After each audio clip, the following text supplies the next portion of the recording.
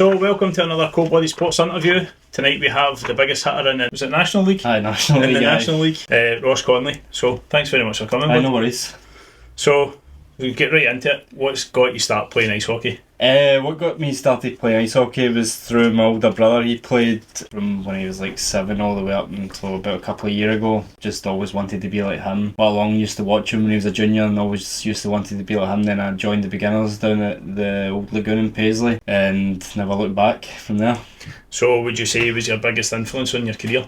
I would say so, yeah. I think it was always the sort of like wanting to be sort of as good if not better than him. Growing up I always wanted to sort of get to the same levels he was at, the same accolades and all that, so I think it pushed me on, wanting to be as good as him, so I'd say yeah. That's cool. Who did you look up to the most when you were younger? Would you say your brother, or would you say was there somebody else, a coach or somebody that maybe kind of pushed you on, spurred you on a bit? Probably my brother. Probably a lot of good coaches at junior level. I had a coach up in Dundee that helped me a lot. Under 12s, Stuart Barnett, I think he was playing with the Tigers most recently in the SNL, but he helped me the most, I think, growing up. And then I think the coach that pushed me on to become the player I was under 16 was Jordan Blaze's dad, Santi. He allowed me to play a different sort of role playing for North there, and I just took it with both hands and became the player I am now today. So how did you find being coached by Santi? I enjoyed it. He was sort of a tough coach, especially for under 16s on the guys, but I thought he was a good coach. He was knowledgeable for the understanding ice hockey, because you know some of the coaches at juniors that sometimes like just parents that haven't played or whatever, and they get into coaching through their son or whatever. But from my understanding, he played at a decent enough level, so to get that sort of knowledge at under 16s, it was good. It was good. That's good to hear, man. I got a lot of time for Santi. I like Jordan, and obviously Santi. I've skated with Santi quite a lot over the years, obviously with the Irvine Flyers, so shout out to the Irvine Flyers. So we'll get straight into one of the toughest questions. What's your biggest regret in hockey? I've got loads. Probably the biggest, well, from a personal point and a team point. The personal point would be when I was down in Romford when I was 18. The import there had organised for me to go over to Slovakia to join an under 20s team over there and play up into train and play up into the second division team, pro. But I didn't end up taking it. The main reason I didn't take it was the language barrier. I didn't want to go over. I was worried about the language barrier. It's understandable. So if I was to get the opportunity now and I was that age, I'd take it 100%. Team wise, it would probably be when I was in Canada. The team we should have went the whole way and won playoffs. We'd won the division we were in. I think we'd only lost 3 games all year, and then when it came to playoffs, we just didn't put it all together and went out in the second round. Unfortunately, we should have went the whole way, but it wasn't meant to be. What was the name of the team that you were Temiscaming Titans. Do you keep up to date with them? Do you keep an eye on what they're up to? I've kept up to date with them I think they won it last year or the year before. They've won it quite a good number of years. I think they've won it 2 or 3, maybe 4 times. And I'm not sure what they're up to this year. I think they might be folded now, from as far as I'm aware, for this season anyway. It was a good setup. I enjoyed it. If they were still about, I would recommend it for anyone to go to. It was a really good setup. Next question then. So what is your proudest point in your career so far? Probably winning the National League with Telford when I was down there the first time. Unfortunately, I'd get injured halfway through the season and a double hernia, and I missed all the celebrations and all that. But still, I feel like I still played a big part in winning the league, because I'd played up until about January time, and we were top of the league at the time. And when I stopped playing and came and get my operation, so I still feel like I played a major part in it. So I'd say that's probably my proudest moment. So this year you're back at Telford. How's it going so far? I'm enjoying it. I've got a lot of time for the coach down there. I think he's probably one of the best coaches in Britain, if I'm being perfectly honest, and I think he could coach an elite league team. He's got that much knowledge, but it just suits him obviously to be down in Telford. But I think he's a great coach, great bunch of guys. I think we've got a good team. Hopefully we can maybe push on and have a successful year like it was the first time round I was down there. Mm-hmm. So what about your most memorable match? Is there anything that's stood out? Could be a hit, could be a fight, could be a goal, could be winning, coming back. Probably the bench clearance we had when I was at Whitley with Solway. I still remember it. It was like, what happened? Actually, Kale Tanaka, that played at the Clan, was majorly involved, but I can't remember what actually sparked the whole thing. I think he celebrated at our bench after an empty net goal or something. Like, it was near the end of the game, I think, with a second left, and the ref just like blew it. That was it. And there was about 3 or 4 guys just chased them down the ice, and then all the benches just came on, and then it just all erupted from there. That was probably the most memorable one, to be honest. Did you end up fighting yourself? I was fighting in that one. I think I ended up fighting Lewis Baldwin, I think it was. That game came off second best, but gave it a good try. So, what's your favourite UK ice rink? Or what's your favourite rink to play in? Probably in our league, I like quite a lot of them. There's Swindon, Romford, quite like Leeds. Leeds is like sort of like the way it was in like North America, sort of like small, but not too small, but like just compact, like a lot of physical play. I don't really like the massive ices, too. A lot of skating. So if you mentioned a few rinks that you like, what's your least favourite rink to play in? In our league, I would say probably Peterborough, just for like the level of the ice and all that. The balls, it's just everything's like old. It's just, that is what it is. But I'm not a fan of it. You probably maybe find people that do like it, but I'm not a fan of the ice at all there. So, what's the most fun part of playing hockey so far? Do you think it could be interaction with the fans, or is there something else that? Probably the winning. That winning never gets old. Like, I think that's like the best part of playing hockey, is just the winning. Like, it just makes it all fun. Like, no one wants to be playing like losing all the time. It just sort of eats away at you. But when you're winning, I think that's the most fun bit of hockey, I think. Obviously, I train with Ross through the summer usually, whether it's he comes to our ice sessions or we train in the gym together. So this is a kind of a funny question for me to ask, but what is your most serious kind of injury you've had? Being the fact he's had quite a few. Can't be countless, but the most severe one I've had was when I was down in Romford. I'd get a skate through my Achilles tendon that ended up having to be stitched back together. I think that was the worst one. You had quite a while to get back to normal with that one. I think that took about 9 months, 10 months until I was back on the ice, but it was about another like 5 or 6 months after that, I think, because it didn't help. Like, by the time I'd recovered, that's when lockdown happened. You couldn't even get on the ice, couldn't go to the gym or anything like that to actually strengthen it, which I think actually hindered like how I felt when I came actually back onto the ice, because I couldn't strengthen it or anything. It was just kind of home workouts and all that when I was back at that point. But so it's a funny story is when lockdown happened, when we were allowed to kind of have like a bubble, Ross was in my bubble. We obviously turned my store into a gym. So what we would do is I would go and pick up Ross every night, and we would come down to the store and we would work out in the store. We would have set workout routines and stuff like that to try and obviously get him fit for going back down to Telford, because you were down at Telford at that point. Aye, because I think we ended up having that summer or the spring cup or whatever it was, and then the season started for real like that summer, that August after that. But yeah, it was good to work in here. I enjoyed it. I actually enjoyed it. It was we made it into like a circuit class. It was quite good. How do you cope with the pressure of playing in the National League? Is there anything that you can find that will maybe get on top of you? Do you find the interaction with the fans? Not really now. When I was younger, it used to, like, when I was like, if I'd had a bad game or a bad shift or whatever, it would sort of just like eat away at me.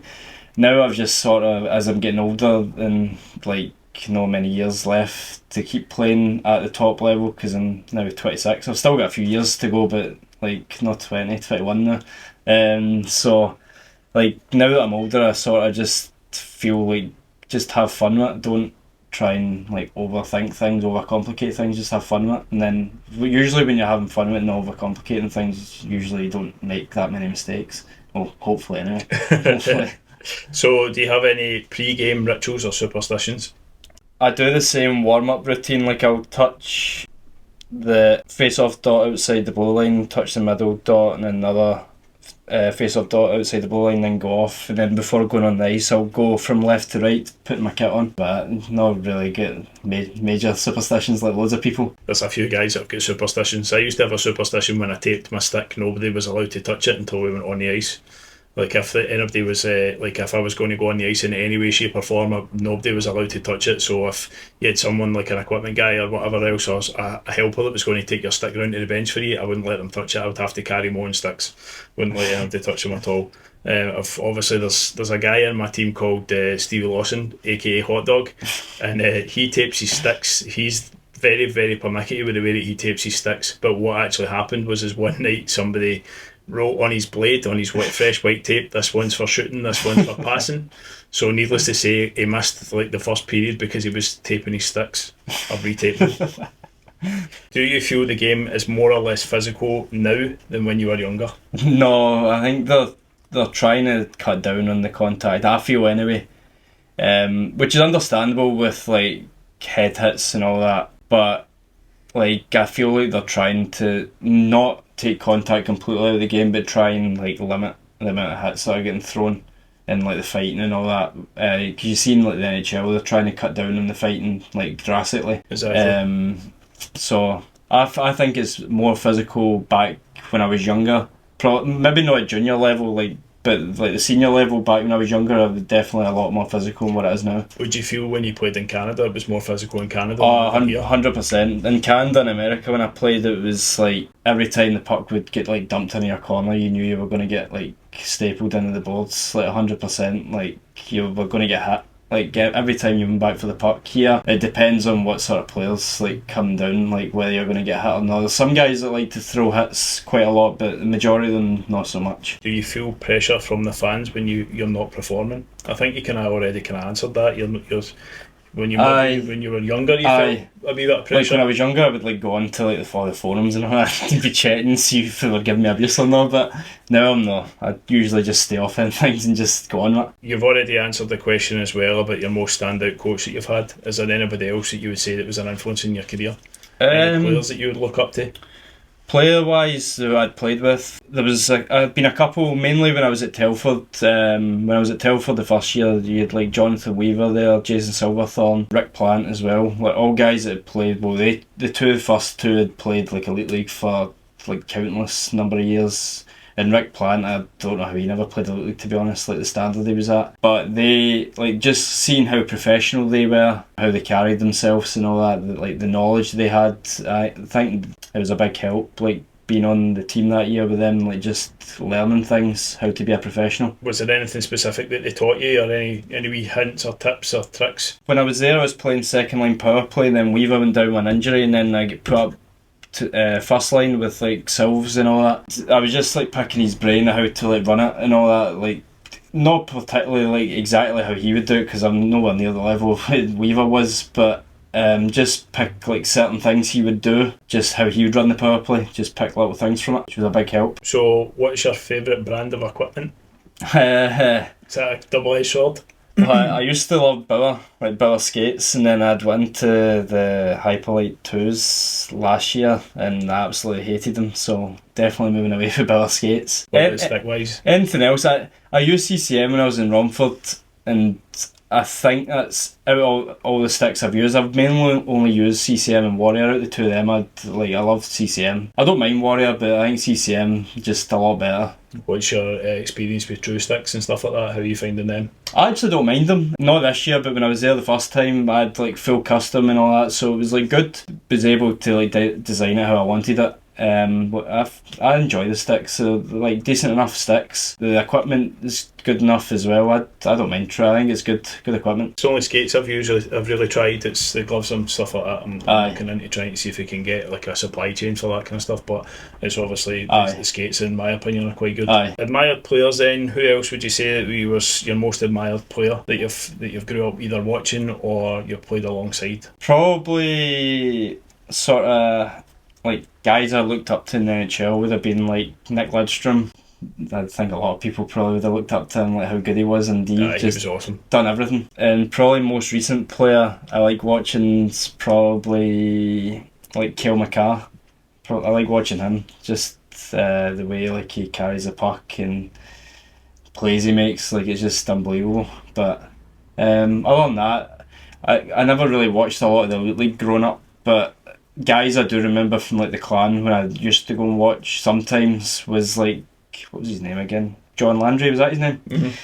He was really good. I think he's actually probably one of the best D I've had even out of all the years. I think he was really good. Really good. I think he went back over to go and play in the East Coast. Aye. I think he went East Coast and then ended up in the American League, I think it was, which you could see his ability when he was here. I think he ended up getting like a point per game from D. Yeah, he was good. What about relations in hockey?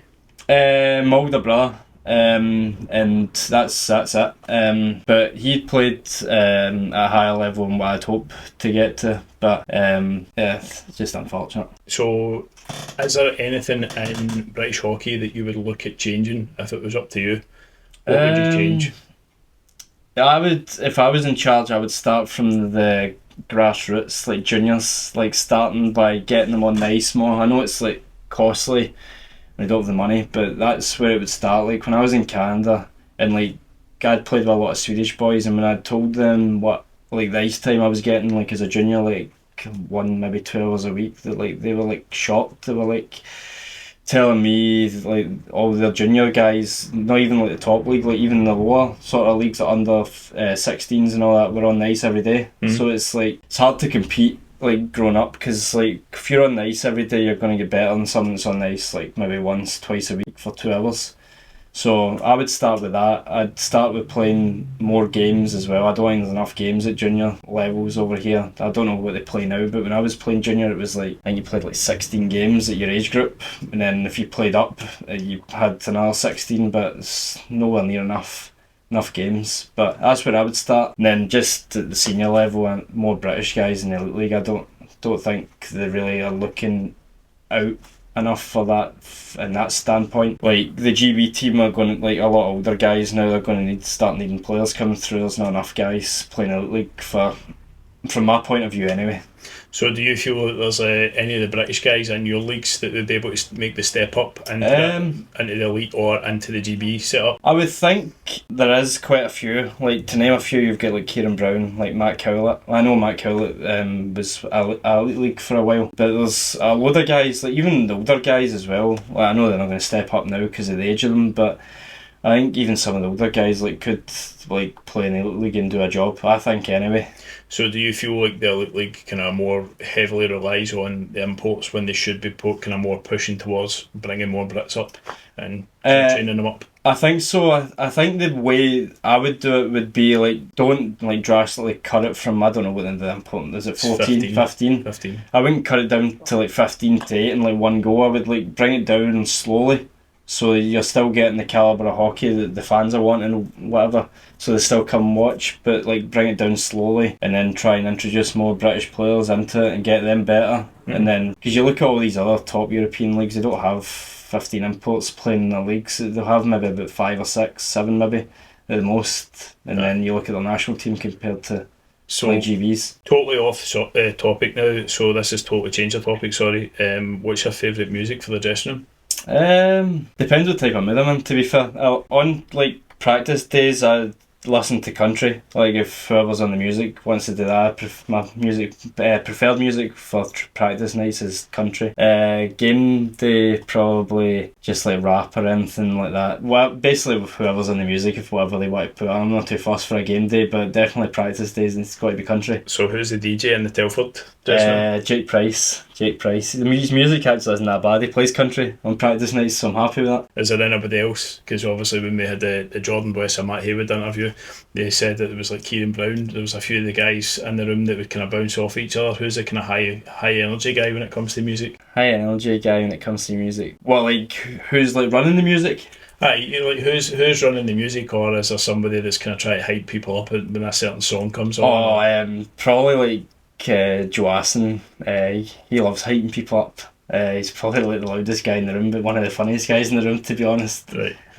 But no, definitely him. So what's your favourite film or TV programme? TV programme would probably be Suits, I think.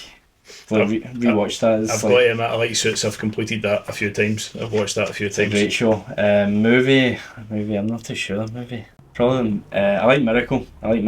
Probably not my favourite, but I can't think of anything else right now off the top of my head. Right, so we'll go with Miracle. Miracle's a good film. Right, okay. Good film. So who's your NHL team? Probably Calgary. It's mainly only because when I went on holiday when I was like 7 or 8 around Canada, I went to the Saddle Dome and like had a tour around the rink, and then just that was my team ever since. Just that was the only reason, but probably them.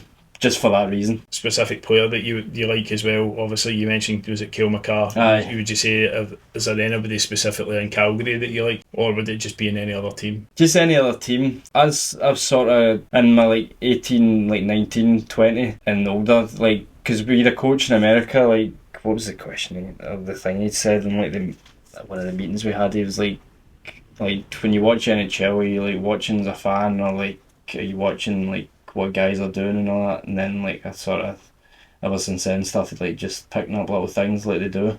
So I just like watch like a lot of NHL. Doesn't really specifically any team, just a lot of NHL, and just try and pick up little things like the D-men are doing at that level, because it's going to help at the levels we're playing at. So favourite food?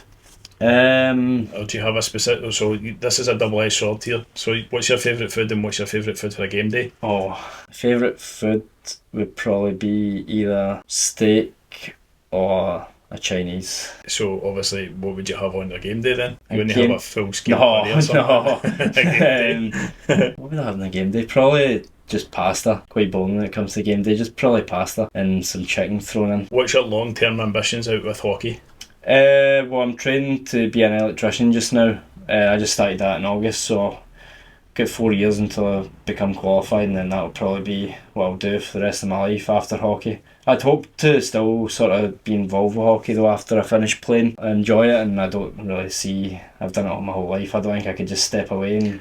So you said that obviously you hope to be involved in hockey after you kind of like you stop playing at the national level maybe. Aye. Are you looking at getting into coaching, or are you just looking to maybe pick up a rec team? I'd probably still play rec, but I'd like to coach. I don't know if I'd like to coach at that level, what I'm playing. But I would definitely like to like go into like juniors, like under 16s or something like that, and just like pass my knowledge on to like the younger players coming through. I don't think there's enough senior, like ex-senior guys do that, which is understandable because they don't get paid for it. It's like their time Exactly. that are given up. But like I think it would help like the junior developments, like progress players, if you had ex-professionals coming down and like passing their knowledge on to like the kids. So I'd probably do something like that if I wasn't coaching a senior team. Right, that's been some quite good answers. We'll wrap it up there. Thanks very much, Ross. No worries. Good luck for the rest of the season. Hopefully you don't get banned again.